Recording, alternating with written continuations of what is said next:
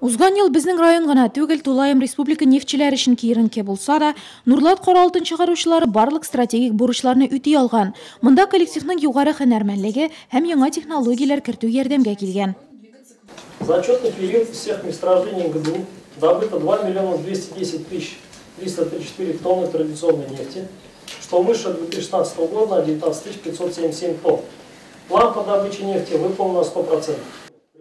Югары үзлекле нефть чыгаруна, кече диаметрдагы скважиналар проектын дәвам итү алда торган бурычлар. Үткән елда идарә компания күләмендә нефть әзерләү һәм җибәрү буенча беренче урынга чыккан, рационализаторлык тәкъдимнәре кертүдән 568 миллион сумлык икътисади нәтиҗә алган. Шул ук вакытта коллектив килешүендә каралган барлык чаралар да төгәл үтәлде дип хәбәр итте идарәнең профсоюз комитеты рәисе Ринат Мөхәммәтҗанов. Конференциядә идарәнең баш геологы, капиталь төзелеш буенча җитәкче урынбасары, ЦК ППН җитәкчесе дә чыгыш ясады. Нурлат нефтчеләрен елны уңышлы тәмамлаулары белән район җитәкчелеге дә кутлады.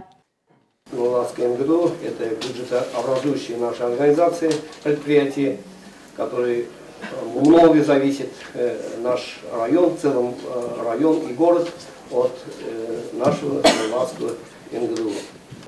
Ел гади булмаса да, сез дә, без дә эшне башкарып чыга алдык дип башлады сүзен конференция кунагы Николай Глазков. Мы с вами должны добиться самых эффективных инвестиций в капитальные вложения.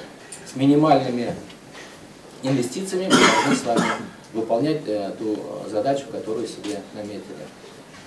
Разрешите мне от имени генерального директора поблагодарить вас за ту проделанную работу, пожелать вам всем крепкого здоровья, справиться с теми задачами, которые вы себе поставили.